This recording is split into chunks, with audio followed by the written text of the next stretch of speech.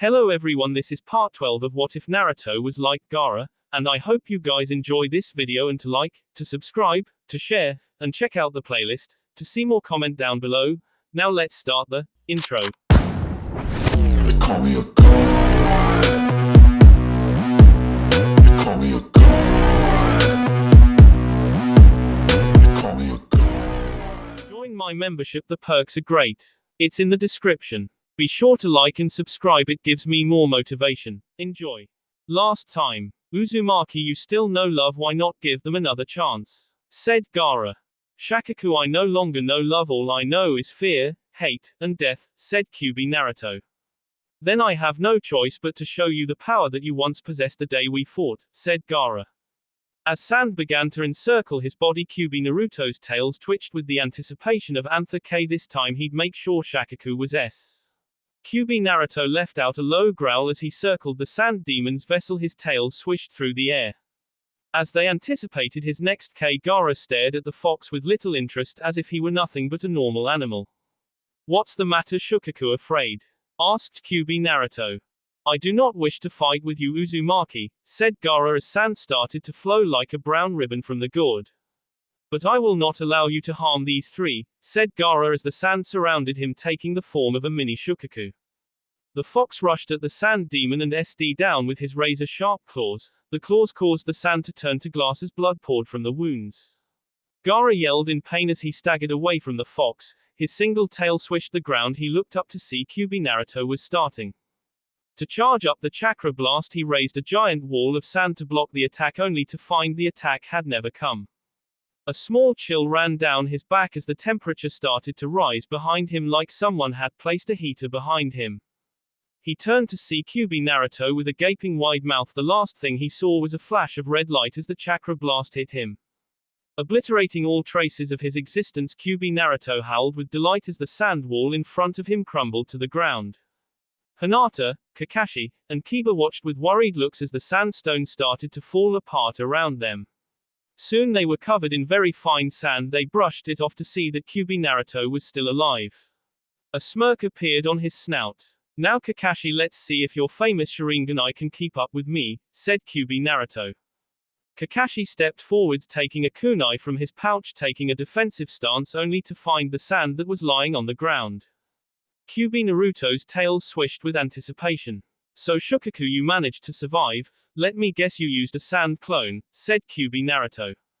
The ground around them began to shudder as a giant raccoon-like creature appeared from behind the trees which it was now towering over. Gaara was hidden from view by the sand that the raccoon was made from. Yahoo! It's so good to be free! Shouted Shukaku. So Shukaku, you learned what happens to those who get in my way, said Kyuubi Naruto. Kyuubi, I'm gonna make you wish you were never born, said Shukaku as he preformed a single hand sign. Wind style, wind bullet jutsu, said Shukaku as he jumped into the air and opened his mouth, allowing large blasts of air to fly from it. Kyuubi Naruto dodged them with relative ease. His tail swished like a dog's does when it's playing with its master. Come now Shukaku, you've got to have something new, said Kyuubi Naruto in a mocking tone that also showed he was bored. The sand demon merely smirked as he landed onto the ground, causing it to shake from his impact. Alright Kyuubi, here's something you've never seen before, said Shukaku, enraged now. Sand style, sand volcano jutsu, shouted Shukaku. Kyuubi Naruto smirked as a small mountain appeared before him. His smirk quickly faded as sand shot from atop the mountain, raining down on him and the Konoha ninjas, coving them in sand. Kyuubi Naruto ran to his former teammates, then shouted, Fire style, fox flame. He opened his jaws as a bright green flame shot from it like that from a jet. It caused the falling sand to turn to glass, instantly forming a protective barrier around them. Shukaku, unknowing as to what was going on, started to laugh as he watched Kyuubi Naruto and his former teammates become buried alive in sand. Suddenly the sand burst into flames before the mighty sand demon, who had no look of surprise as the sand then turned to glass. Showing that not even the mighty Kyuubi survived the attack, he let out a yell of triumph until he heard Fire Demon style, flaming armor jutsu. A bright light emanated from within the glass-covered area, then it exploded, turning into dust as a glowing red five-tailed fox stood before the group of worried-looking Konoha shinobi. The gloves are off Shukaku, now you're playing with fire and trust me you will get burned, said Kyuubi Naruto in a growl. As he walked onto the glass-covered ground causing it to leave behind a molten paw print, his bright orange fur crackled. As if it were a log on the fire, his once red eyes were now pupilless slanted orange orbs. Fox demon style, Kyuubi fox fire, growled Kyuubi Naruto. He started to glow bright green as the flames changed color, then the Kyuubi opened his mouth as a small orb appeared in his gaping jaws. The orb then exploded from within his mouth with only one exit. It shot towards the sand demon, the red chakra beam combined with the green flames that shrouded Kyuubi Naruto's mouth, making it even more destructive than before. Shukaku could do nothing but watch as the beam hit him, causing him to turn into a solid mass of glass. Then he exploded, sending glass chunks the size of houses flying throughout the area.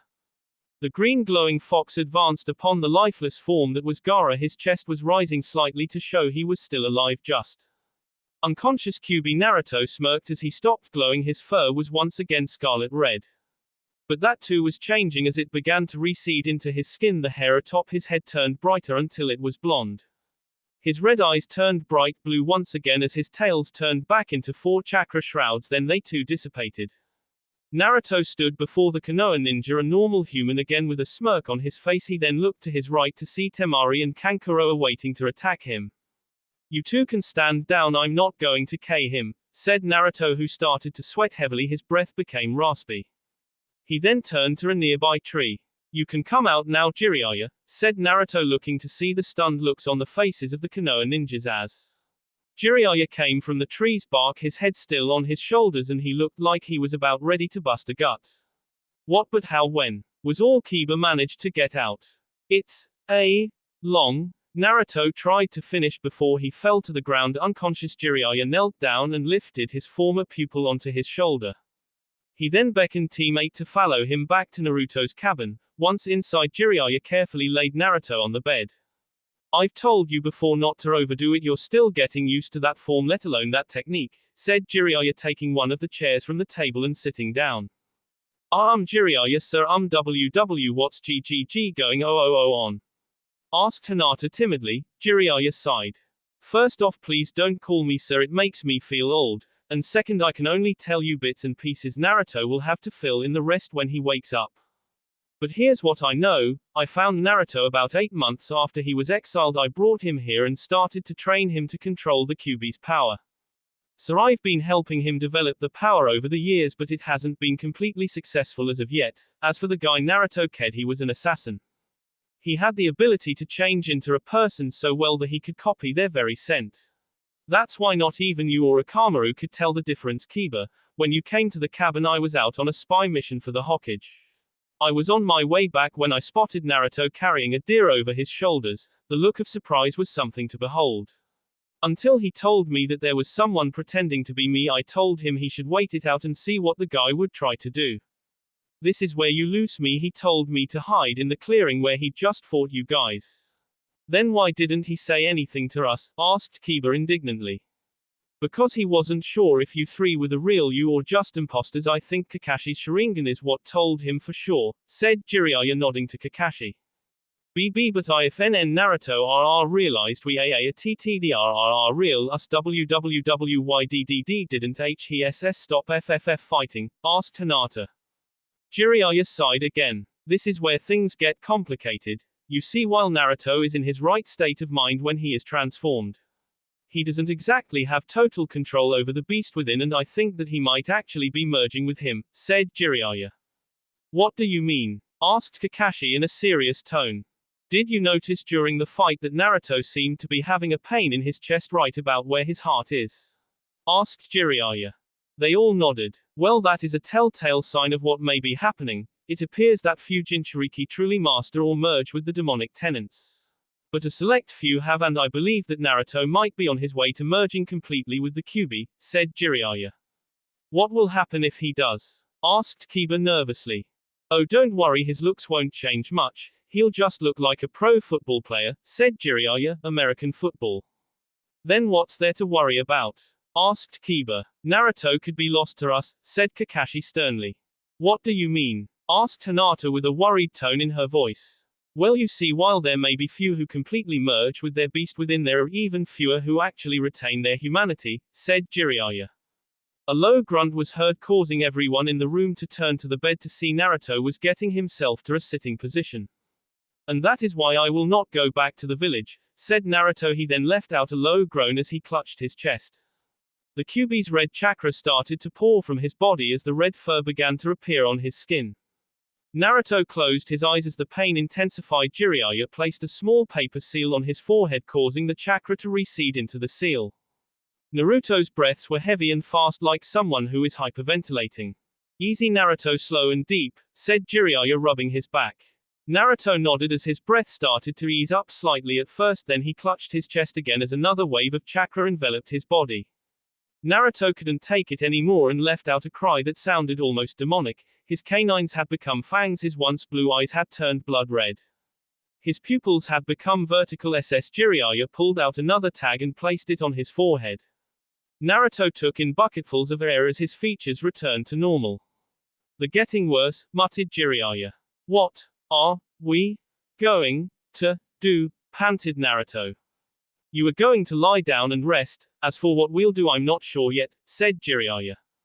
He then turned to Kakashi. "Naruto, being the way he is, has also come at a most inopportune time. I've reason to believe that Orochimaru is still alive," said Jiraiya.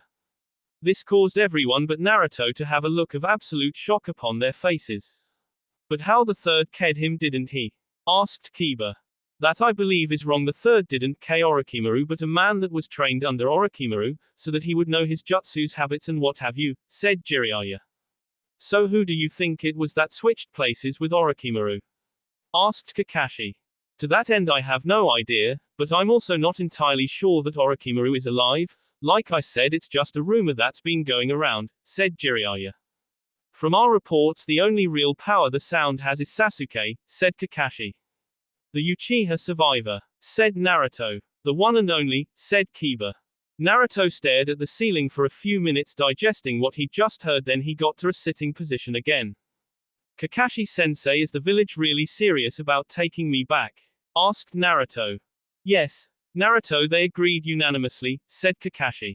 Naruto stood up, then knelt down under his bed and pulled out a small trunk. He opened it to reveal an array of ninja tools, as well as a red and black long, think the Shippuden coat he wears, only red and black, sleeve shirt that looked as if it hadn't ever been worn.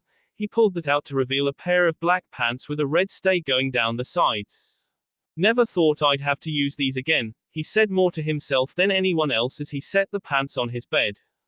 He then did a set of hand signs and he disappeared from view for a few seconds. Once he reappeared, he was wearing the cloths that he pulled out.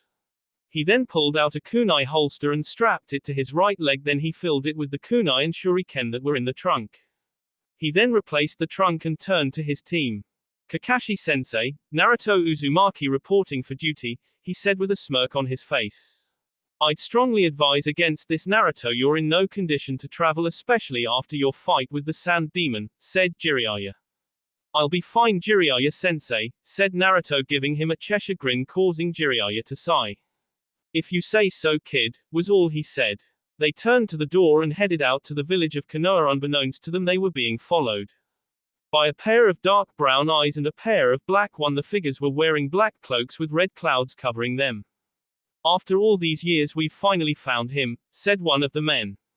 "Yes, our search has come to an end," said the other as they watched the group of Konoha ninjas head into the forest. Team 8 arrived in the village with 2 sand ninja and 1 Kazekage. "Wow, Gaara, you're the Kage of your village," said Naruto in utter amazement as they walked towards the Hokage Tower. Gaara merely nodded. His body ached from the battle that he'd had with Naruto only a few hours ago. Naruto then looked the village over. A stern look glazed over his face. "Place hasn't changed much," he said as he got several death glares from the villagers that noticed he was back. They reached the Hokage's tower without incident. Much to the rest of Team 8's surprise, Naruto didn't try to kill the villagers when they threw rocks at him.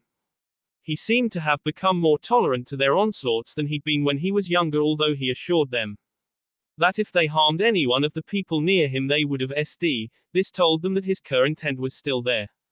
They soon reached the brown door that led to the 3rd Hokage's office. It now belonged to the 5th Hokage. Naruto knocked on the door only to be greeted with, "Go away." From a female voice. Our teammate returning with news on Naruto Uzumaki, said Naruto. Oh well, come in and speak quieter, shouted the woman. Naruto and company walked into the room to find that it hadn't changed one bit except that there was a woman with long blonde hair that hung in two pigtails behind her back, wearing a green robe with the gadget for sucker on the back. She had a grey shirt that seemed to be tight, particularly in the chest area. She wore blue shin-length pants with sandal-style high heels. She looked like a woman that wasn't much older than 25 or 28. So how did it go? Asked Tsunade. Kakashi stepped forwards with a young man as tall as he was. He was wearing a red and black long-sleeve shirt with black pants that had a red stay going down the sides. His blonde hair was spiked like it had never been combed his entire life. He had 3 whisker marks on each cheek. He looks just like the fourth, thought Tsunade. Last time. Naruto and company walked into the room to find that it hadn't changed one bit except that there was a woman with long blonde hair that hung in 2 pigtails behind her back, wearing a green robe with the gadget for sucker on the back. She had a grey shirt that seemed to be tight, particularly in the chest area.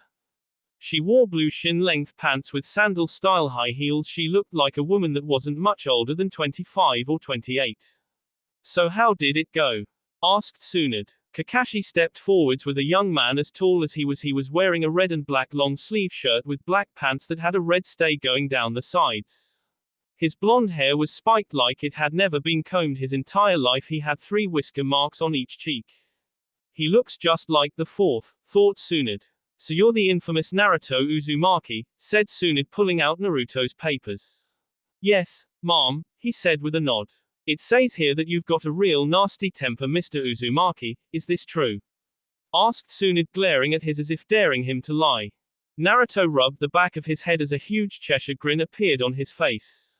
Well, I guess you could say I did, said Naruto. What do you mean, did? Asked Tsunade, glaring at him darkly. Naruto suddenly had a backlash of long-forgotten memories of what the people of this village had done to him in the past. The more he looked at the older woman, the more memories he retrieved. His facial expression instantly changed. He now showed a mixture of hate and anger as he stared back into the dark brown eyes of the Hokage. His own bright blue ones flashed another color for a brief moment, then it wasn't seen again. Naruto, is something wrong? Asked Tsunade with as much care as one might show a dog that had bitten them. Naruto glared at the Hokage with malice. This caused Kiba and Hinata to worry. They'd seen that look many times before, each time the person ended up S. Naruto's glare suddenly fell as he blinked and looked around the room as if realizing where he was. He then looked at Tsunade again. She fell back into her chair. Her face was now chalk white as if she'd seen a ghost.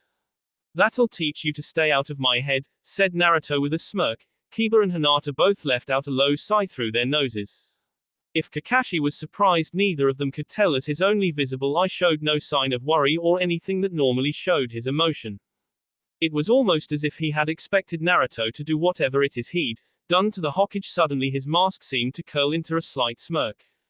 What the hell was that? Panted Tsunade as sweat ran down her face.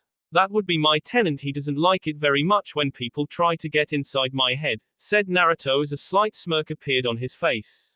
Tsunade took a deep breath and composed herself. Well, Mr. Uzumaki, please call me Naruto. Alright Naruto then, I'm going to have Miss Hyuga here check your chakra network to see if you are fit enough to be a ninja, said Tsunade. Hinata nodded and activated her Byakugan. She looked Naruto over. She could see that his chakra coils had become thicker than any humans she'd seen before. Chakra raced through the coils like running water, and then she saw from the coils that were hidden behind his belly. A red chakra slowly snaked its way through his system, causing his chakra paths to become wider. Then Naruto fell to his knees. He yelled in pain as he clutched his heart. This confused Hinata slightly before she realized he was having another attack. Unsure of what to do, she started to try and close his chakra points, but it didn't seem to help him any, only what appeared to be a temporary dulling of the pain. Naruto's features started to change before their eyes as his whisker marks became more defined as real whiskers shot from them. His tan skin began to grow dark red fur, his blue eyes turned scarlet red with vertical SS for pupils, and his blonde hair was now thicker and also dark red. His teeth had become razor sharp as his face became pointed to the point it looked like a snout. He was soon consumed by a red aura. that had taken on the form of a fox with 4 tails. Then a 5th tail started to form until Naruto reached into his pocket and pulled out the same paper seal that Jiraiya had used on him back at his cabin. He placed it on his forehead. The seal glowed red. For as the chakra began to return to the seal on Naruto's belly, Naruto started to breathe heavily as sweat poured off of him by the buckets. "I'm sorry about that," said Naruto, now leaning against the wall. Tsunade walked over to him. She took a flashlight and shined it in his eyes. She then started to grab his shoulders and placed her ear to his chest. "You seem to be just fine, but what was that?" she asked after she'd finished examining him. "That was my tenant. He doesn't like to be disturbed," said Naruto, breathing heavily. As the seal finally stopped glowing, he then replaced it within his pocket. "If this is all done, I'd like my old headband, please," said Naruto, holding out his hand. The Hokage nodded to Kakashi, who pulled Naruto's headband from one of the many pockets on his vest. He then handed it to Naruto, who replaced it upon his forehead. "And one more thing," said Tsunade, pulling out a camo green vest and tossing it to Naruto. Naruto looked at her confused as he caught the vest. "What's this for? I was never made Chunin. I was exiled after the Sound Sand invasion," said Naruto. "That was part of the agreement for if you decided to return," said Tsunade with a smirk. Naruto looked at the vest, then to his teammates. A frown appeared on his face, then he threw the vest back to Tsunade. Her smirk was replaced with a look of shock. "What are you doing?" she asked. "If I'm going to be made Chunin, I want to be made so the right way," said Naruto firmly. "All right, kid, have it your way," said Tsunade, making to replace the vest in her desk, as if waiting for Naruto to say he changed his mind. Much to her surprise, however, he didn't say another word and allowed her to replace the vest within her desk. Tsunade then brought herself back to their attention. "Well, now then, where will you be staying?" asked Tsunade. "Well, if it hasn't been torn down, my old apartment will do fine, but if it has, then I'll just have to find another place and get back to you," said Naruto. "All right, teammate, you'll have this week off to train and in your case, Naruto, to find a place to live," said Tsunade as all 3 of them nodded, then walked out the door. Naruto started down the street that led to his old apartment alone, or so he thought, because unbeknownst to him a certain Hyuga heiress was hot on his heels. A smile was on her face as she watched her long-time crush make his way to his old apartment. Naruto stood before a building that looked as if it had been through every natural disaster that has ever been known. The paint was waterlogged and faded with age, showing some of the mud brick that made up the building. The front door had a ribbon of yellow tape in front of it that read "Condemned." He let out a sigh as he pushed on the rotten wood door that fell forward, showering him with a thick layer of white dust. He walked inside to see that the place had been vandalized beyond livability. The ceiling had water stains on it along with rotten wood. It looked also as if it had been through a fire recently, as the smell of burnt wood filled his nostrils. The thing that stuck out most of all was what someone had spray painted on the wall, behind where the entrance desk would have been. "Be gone, demon, and never return." He had seen these words so many times before that they had little meaning to him, but this place was home. He sighed as he made a crossed hand sign. "Shadow clone jutsu," he said as a single shadow clone appeared in a puff of smoke. Naruto then ordered the clone to walk up the now rotten stairs. The clone took a single step onto the stairs before the whole thing collapsed. "Well, so much for living here," he thought as he walked out of the apartment complex. He then turned to the building. An orb of blue chakra glowed brightly in his right hand. He then pressed it to the brick wall. There was a loud explosion as the building was leveled in seconds. Naruto turned to leave only to find himself surrounded by several Anbu ninja. "Hey guys, don't worry, the place was falling apart," said Naruto calmly. The ninjas nodded, then disappeared without a trace. He sighed, then he sat down onto the dry dirt road.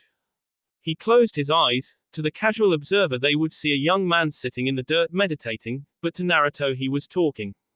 Naruto was sitting in a water-soaked stone floor inside of a dimly lit circular room, a large cage with a spread piece of paper that had the Kajit for seal on it. A pair of large glowing red eyes appeared from behind the bars, then the head of a giant fox with bright orange fur appeared from behind the bars. "Well, Naruto, long time no see," said Kyubi. "Hello Kyubi," said Naruto with a smirk. "To what do I owe the pleasure of your visit?" asked Kyubi.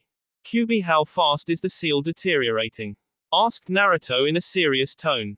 Kyubi sighed. I thought that's why you came. Well, I'm not going to lie to you, Naruto. The seal is becoming weaker by the day, said Kyuubi. What'll happen if it finally breaks? Asked Naruto. I'm going to give you two scenarios, the one that should happen and the one that's more than likely going to happen. The one that should happen is my chakra melds with yours perfectly, during which I will still exist and be able to help you at any time. The one that's more than likely going to happen with the seal's rapid decay is, I will disappear from existence and you will probably become a mindless version of me, said Kyuubi. Isn't there anything we can do to repair the seal or to slow its decay? Asked Naruto. Afraid not, Kit. This is the way the seal was designed. All we can do is sit back and hope for the best, said Kyuubi. Naruto nodded. Now then, why don't you go and talk to that Hyuga girl who's been following you ever since you left the Hokage's office, said Kyuubi. Hinata stared, unsure as to what Naruto was doing, but she was sure that she shouldn't disturb him. When suddenly his eyes popped open and he was staring right at her, she quickly hid behind a nearby telephone pole. She chanced a glance to see that Naruto was gone. She got a confused look on her face as she wondered where he was. You know, this by some people could be considered stalking, whispered a voice in her ear. She jerked around so fast that she tripped herself. She braced for the fall that never came. She opened her closed eyes to see Naruto had grabbed her coat in order to keep her from falling to the ground. Sorry Hinata, I didn't mean to startle you, said Naruto, helping her to her feet. Hinata's usually pale face was now a deep shade of red. It's alright Naruto, she said in a whisper-like tone. Naruto sighed. You know Hinata, I think I told you this before, but just to remind you, if you want something nobody's going to know what it is if you don't speak up, said Naruto as a small grin appeared on his face. Sorry Naruto, said Hinata, hanging her head. Naruto stood there for a minute, then an idea crossed his mind. Hey Hinata, you wanna join me for lunch? He asked. Hinata's heart left her body like a rocket as sparks erupted from her skin. Naruto's asking me on a date. Oh, what should I do? She thought. Hinata, said Naruto, waving his hand in front of the dazed Hyuga heiress. This caused her to snap out of her thoughts. I asked you if you wanted to join me for lunch, said Naruto again. Hinata's unsure face actually curled into a smile. Yes, Naruto, I'd love to, she said. Well, where to? I haven't been here for 4 years. I can't seem to remember where any of the good eats are, said Naruto. Well, we could go to Ichiraku ramen, said Hinata. Ramen? That's an odd thing to eat for a date, isn't it? Thought Naruto. Alright then, Ichiraku ramen it is, he said cheerfully. He then looked around with a confused look. Where is it? He asked, causing Hinata to giggle slightly. It's this way, she said, beckoning him to follow her. Unbeknownst to the couple, they were being watched by a familiar face. Well, Naruto, you sure have changed in the last 4 years, thought Kakashi, watching the two leave for the ramen stand. Naruto and Hinata made their way to Ichiraku ramen, where they met a girl with long brown hair wearing a white hat over her hair, along with a white shirt and skirt topped with a full-body apron. Hinata, who's your new friend? Asked the girl from behind the counter, eyeing Naruto with a mischievous grin. I'm just a friend, said Naruto, speaking up for Hinata. I'll have the miso pork ramen, said Naruto. I'll have SSSS some PPP pork RRRR ramen, said Hinata, pulling out a small wallet only to see Naruto put his hand over hers. I'll get this one, he said, causing Hinata to blush furiously, as she put her wallet back into her jacket. Naruto pulled out a frog wallet that seemed to be close to busting with cash. He pulled out enough to pay for the meal, then they waited. Soon the soft thud of their bowls being placed on the counter was heard, then they each grabbed a set of chopsticks. Then they began to eat, a loud slurping sound as Naruto downed his ramen in record time. This caught the woman's attention. So what is your relationship with Hinata? Asked the woman, eyeing him again. I told you I'm just a friend, said Naruto, knowing what she was getting at. It seems like you're more than a friend to me, said the girl again. Said Hinata, blushing furiously. What's the matter, Hinata? Got yourself a guy at long last? Asked Iome. Oh come now miss, leave her alone, said Naruto in a joking voice. What's the matter, Naruto? Don't want anyone to know you actually like someone? Asked Iome. Naruto's face curled into a smile. How did you know it was me? He asked. Naruto, you're the only customer we've ever had other than Choji that can down an entire bowl of ramen in a few seconds, said Iome. Naruto laughed. You're right, I guess, said Naruto. So is it true, are you and Hinata going out? Asked Iome. Hinata's face turned the deepest red possible while Naruto laughed. Well, I'd like to hope we could sort of pick up where we left off, he said joyfully. These words caused Hinata to go straight to Cloud9 as her heart exploded with sheer joy. Naruto still loves me, she thought. Naruto was standing in front of the gate to Hyuga compound. TT thank YYYUFFF for SS such AAAGGG great TTT time, said Hinata. Her face was as red as the setting sun. Any time, Hinata, said Naruto. He then leaned in and gave her a quick goodnight kiss. This caused her face to turn as red as it would go. Well, good night, Hinata, said Naruto, walking away, leaving Hinata with a dreamy look on her face. Naruto was soon out beyond the gates of Konoha. Once he was sure no one was following him, he fell to his knees. Clutching his stomach and chest in pain as a red chakra started to cover his body, his eyes were blood red and pupilless. His skin was covered in black fur as 5 tails appeared behind him, then another tail made of chakra started to form. It soon became solid and was covered in the same black fur as his body. His blonde hair had turned black, his teeth had become razor sharp. His face had elongated into a snout, his ears were now pointed like that of a fox's. He let out a howl that caused every tree within the area to fall to the ground and shatter into splinters. Kakashi, who'd been following Naruto since his date started, watched in horror as Naruto transformed into a beast the likes of which he'd never seen. He could do nothing except hope that Naruto was gaining control over the new form that he'd gained from the Kyuubi. That will be all for this video. Be sure to like, subscribe, share, and comment down below for more videos. Goodbye.